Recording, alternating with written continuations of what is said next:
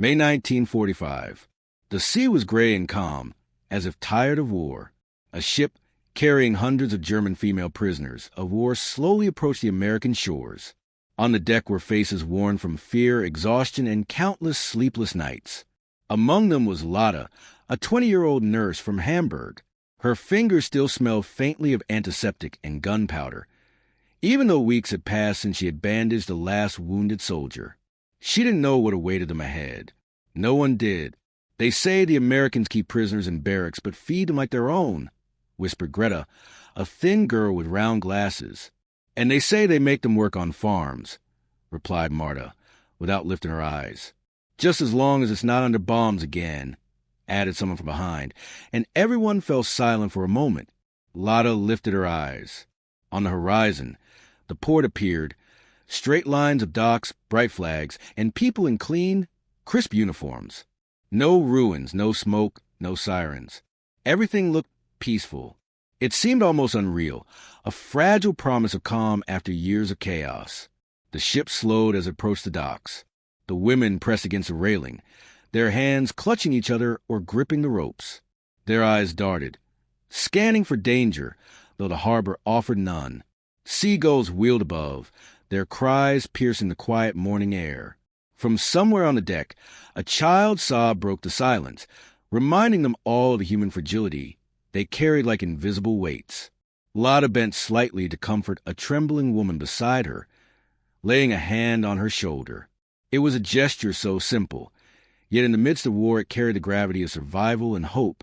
As the gangplank was lowered, American soldiers stood in a neat line, their expressions neutral but welcoming. Young men, well-groomed, their eyes devoid of hatred. One of them, freckled with a soft smile, spoke in German. "Welcome. You will now be taken to the camp. You will be fed and given a place to rest." The words drew a nervous, almost incredulous chuckle. Welcome?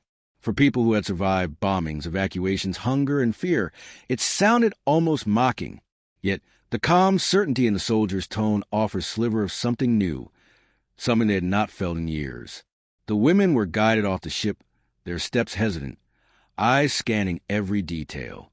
The camp gates rose before them, adorned with the American flag, flapping gently in the breeze. Behind it stretched neat houses, a laundry area, a baseball field, and even a small garden. They were given clean linen, uniforms in shades of blue, and the offer of a hot shower. Lotta stood under the warm water, unable to believe this was real.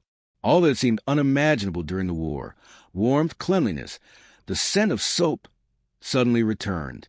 That evening, they were invited to the mess hall. Long tables held bowls of mashed potatoes, corn, and bread. On the wall, a poster bore an English inscription: "We treat prisoners as we want our men to be treated." Lotta stared at the words for a long time. For the first time in years, a strange feeling filled her chest. Not fear, not submission, but hope. The next morning began with the soft ring of a bell, gentle, not military. Women rose, made their beds, and stepped into the yard. The air smelled of coffee and freshly cut grass. The place resembled more a boarding school than a prison camp. The Americans maintained a schedule: breakfast, roll call, work. But no one shouted, no one insulted. A sergeant named Miller spoke German with a light accent. "This is not a prison," he repeated. "You work, you live. We all want the war to stay across the ocean." Some women remained wary. Greta whispered, "This is all a show. They want us to think they're better than us." But Lotta said nothing. She saw the American's eyes, ordinary, tired, without hate. The first task was sorting bandages and medical supplies in the infirmary. There, Lotta met Lieutenant Stevens, a doctor from Chicago. He was attentive, spoke quietly, without condescension. When he noticed how skillfully Lotta bandaged another prisoner's hand, he asked, "You were a nurse?" "Yes." "Good work. You have steady hands." It was a simple compliment, but it sounded as if someone had, for the first time in years, reminded her that she was a person, not just part of the war. That evening, the women gathered by the fence, watching American soldiers play baseball in the neighboring field. Laughter, applause, and the smell of cornbread from the kitchen felt like another world. Marta said, "It's amazing how life across the ocean can be normal." "Maybe it's supposed to be," Lotta replied. That night, lying on her clean bed, Lotta realized she hadn't heard explosions or felt fear for the first time in ages. Only the distant rustle of the wind and the soft sound of a radio playing an American song. A week passed. Lotta still woke at the slightest sound, as if back in a hospital under fire. But outside, birds sang, and this was not Hamburg. This was Kansas. The camp stood on the edge of a small town. During the day, the sun blinded her eyes, and at night, the sky was so clear that Lotta began gazing at the stars again, a habit she had abandoned during the war. She noticed something remarkable. No one treated them as enemies, not even the guards. Americans didn't laugh, point fingers, or call them by the Führer's name, as people had done in Europe. They simply assigned tasks and addressed them politely. Sometimes locals visited, farmers, Red Cross women, bringing books, old magazines, and clothing. Once, an elderly American woman, Mrs. Wilson, brought a box of apples to the infirmary.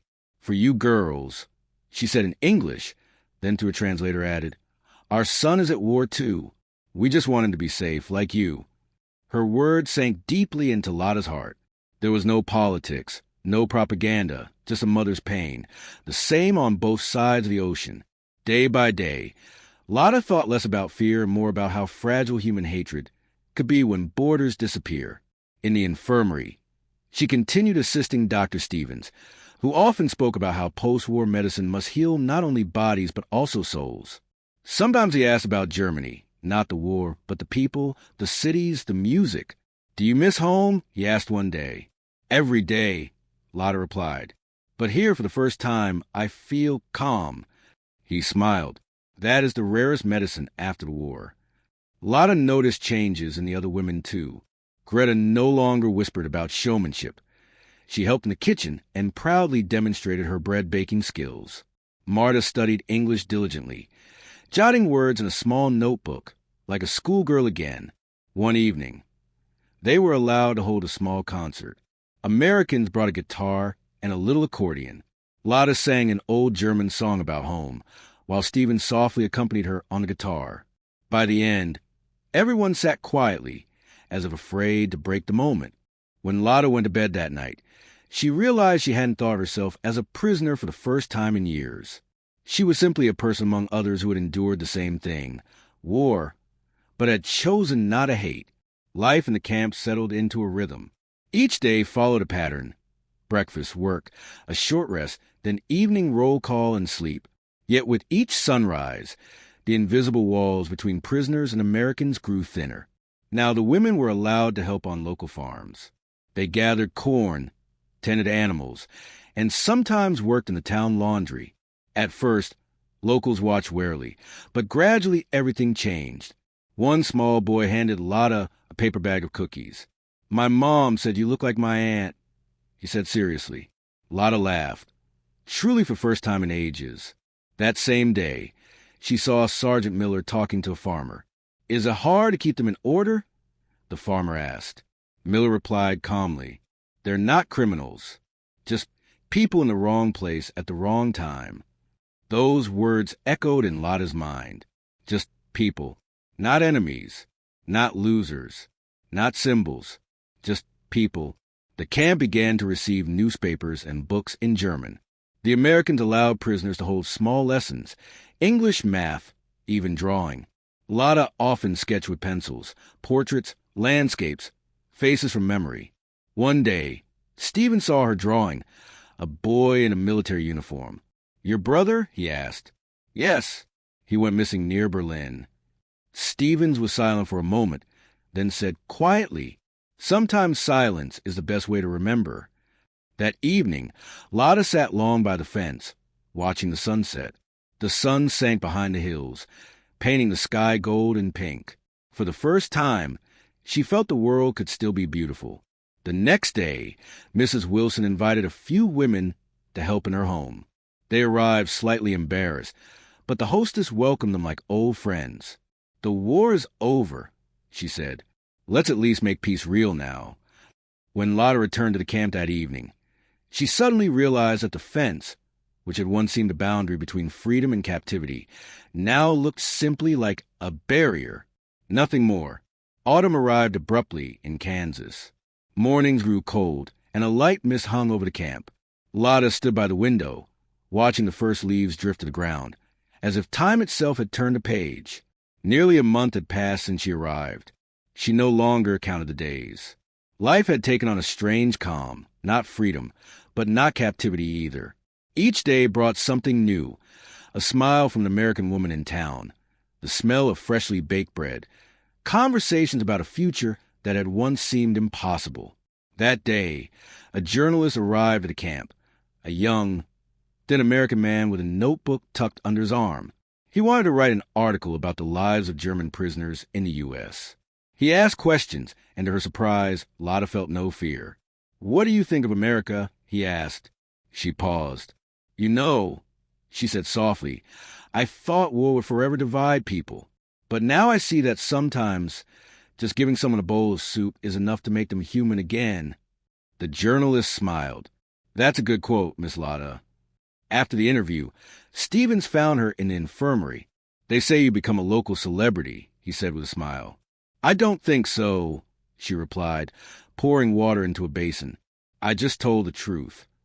He nodded. Truth is a rare thing after the war. They were quiet for a moment. Sunlight streamed through the window, and the air smelled of apples and iodine. Suddenly, a small commotion rose in the camp. One of the male prisoners from a neighboring block had collapsed in the field. Lotta ran immediately with a first aid kit, Stevens following her. Together, they helped the man, a German soldier, exhausted and feverish. Lotta acted quickly, confidently. "He's breathing," she said. "He'll be fine." After this incident, people began to see her differently, not just as a prisoner, but as a nurse, as someone who would save lives regardless of which side they had been on. Later that evening, Sergeant Miller came into the infirmary and said, "Stevens told me you saved a man's life today." "Thank you, Lotta." She blushed. "I just did what I had to do." Miller looked at her and added, "That's the difference between war and peace. War makes you do what you don't want. Peace makes you do what's right." Those words stayed with her long after. That evening, the camp was alive with sound. Americans playing baseball, women laughing. Someone quietly strumming a guitar. Lotta sat on the steps of the barracks, wrapped in a blanket. She watched the distant lights and thought that perhaps one day her brother, if he was still alive, might see something similar. A world without hatred, a place where even prisoners felt human. She closed her eyes and whispered, "Maybe this is paradise on earth." Winter came. The camp was blanketed in white snow, but inside the barracks it was warm. The stoves crackled softly, carrying the scent of coffee, freshly baked bread, and herbal teas. The women had grown accustomed to the schedule, the English words, the faces of the guards. They no longer hid their eyes or waited for deception. They simply lived, step by step, day by day. Each morning, Lotta went to the infirmary, continuing her work with Dr. Stevens. They sorted medications, bandaged wounds, and discussed new treatment methods. Sometimes they talked about books, sometimes about music. Sometimes they simply sat in silence. There was no awkwardness in that silence, just the quiet of two people who had seen too much in recent years. After work, Lotta went to the mess hall. In the barracks corridors, she encountered other women, laughing, arguing, sharing stories of childhood, favorite books, and pre-war music. Greta eagerly recited songs she had learned in English, and Marta proudly showed her pencil drawings found at the small camp shop. One day, Stevens brought a newspaper. The front page read, "In Europe, refugee camps are opening. Germany divided into zones." He folded the paper quietly and said, "It seems you won't be going home anytime soon." Lotta looked out at the swirling snowflakes. "Maybe that's not necessary. Sometimes returning isn't a journey, it's a state of being," she replied. Her own words surprised her. Home had once been sacred to her. The smell of bread, the streets, her brother's voice. Now home had begun to sound different. A sense of safety, not a place on a map. Meanwhile, the camp continued to grow and settle. The women opened a small garden. They grew flowers, dried herbs, and made tea, which they brought to the infirmary and mess hall. At first, the Americans laughed, then began requesting tea after their shifts. Miller joked, "Your camp is better than our mess hall now." With each passing day, the women learned to trust those around them. They helped one another, laughed at small mistakes in English, held baking contests, and exchanged recipes. Even cleaning the barracks became a shared activity, a moment for conversation and laughter. All of this unfolded against the backdrop of a quiet, vast winter. In the evenings after dinner, they stepped outside to gaze at the stars. The winter sky was clear, and every star seemed to remind them that peace still existed. Lotta often thought of her brother and friends left behind in Germany. She imagined they too might see these stars and feel a connection despite the distance. One evening, the camp held a gratitude night. Americans and the female prisoners sat at a long table decorated with candles. Someone recited poetry. Someone played a harmonica. Someone shared childhood stories. When it was Lotta's turn, she quietly read a line from a letter she had never sent to her brother. "If I ever hear people laughing again, it means the world has won after all." Silence followed. Even the fire crackled softly, as if honoring her words. Stevens looked at her and said, "You know, that's probably the best definition of victory I've ever heard." After the evening, the women returned to barracks. Lotta paused at the window, watching the camp lights, the snow, and the faintly twinkling stars. She realized that in this place, which was meant to be a prison, she was feeling life, not captivity, for the first time in years. Simple, human life. For the first time in years, Lotta's heart no longer tightened with fear. It opened to something new. Friendship, care, and hope. Spring arrived quietly. The snow melted, and the camp came alive under the sun's warm rays. The women could finally walk in the garden, breathe fresh air, and watch leaves sprout on the trees. Lotta, Greta, and Marta took small walks beyond the camp, sometimes to a nearby farm, sometimes along the road leading to a little forest. Each day brought new discoveries. They helped in the vegetable garden, harvested fresh greens, learned to care for animals, and returned in the evenings to prepare meals together. The Americans laughed with them, showed simple kitchen tricks, and the women gladly shared recipes from Germany. Evenings became a time for music. The Americans brought an old guitar, a harmonica, and even a small drum. Lotta sang old German songs, and the Americans played along, sometimes laughing, sometimes quietly following the melody. This music became a bridge between two worlds, the world of war and the world of real life. Small joys appeared in everyday tasks.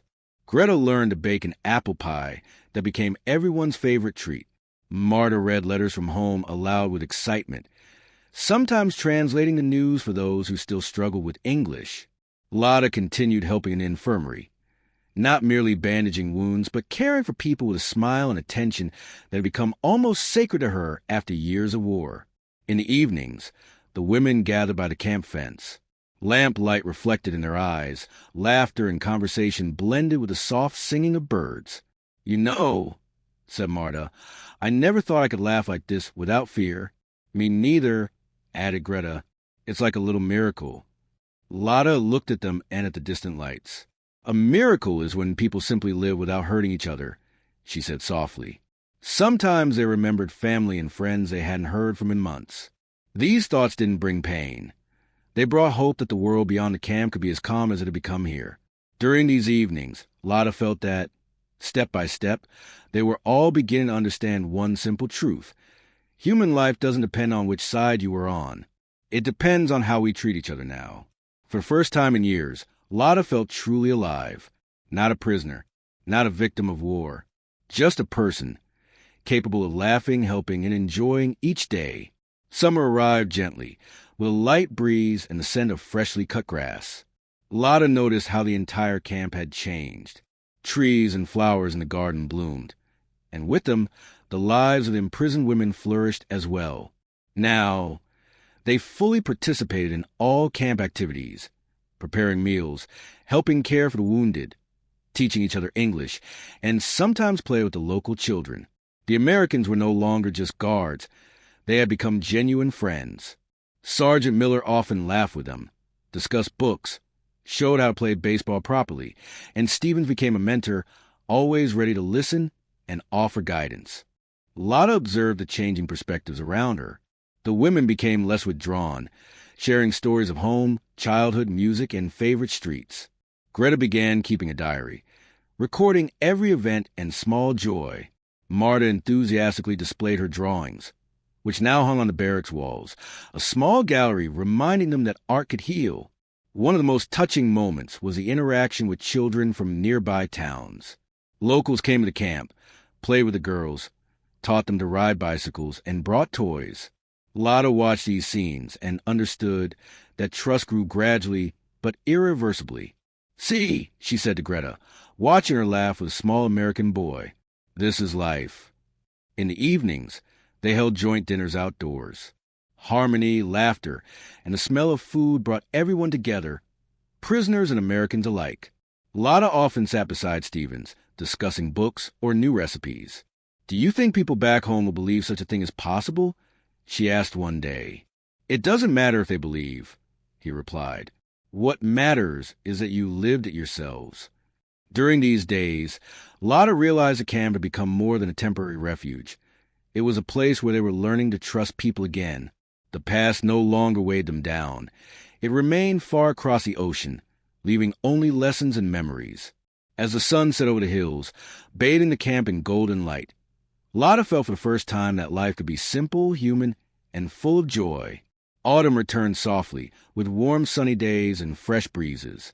The camp, which had once felt like a prison, now felt like home, a place where people laughed, helped one another, and were learning to live again.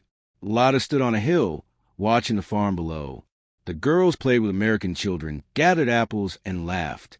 Greta approached with her notebook in hand. "Look, I recorded everything that happened over the past months. I want to show how people can be kind, even after war." "That will be a good testimony," Lotta said. Stevens came up with a cup of tea. "You'll soon return home," he said. "But what you've already taken from this camp stays with you. What have we learned?" Lotta asked. "To trust, to rejoice, and to see people not as enemies, but as people," he replied. That evening, the camp was filled with music and laughter. Americans and prisoners sang together, played instruments, and shared stories and recipes. Lotta watched the lights and realized that in a month or two they would be back in Germany. But the peace they had found here would remain in their hearts. Small joys, trust, and friendship, these were their true victories. The war was over, but the most precious thing, the humanity that had grown here in the camp, would stay with them forever. Lotta closed her eyes and whispered, "Tomorrow begins today, and this tomorrow will be bright." Spring returned once more, and the camp bloomed with new colors. Flowers planted in autumn had blossomed fully, reminding everyone that life grows even after a cold winter. The women now smiled freely, laughed, and spoke openly with the Americans. Lotta stood by the fence, watching children run across the grass, while adults discussed plans for the coming months. Greta approached with her notebook, recording every story and event. Every small detail is proof that kindness and trust are stronger than fear and war. Stevens approached Lotta and said, "Today you return home. But you know what?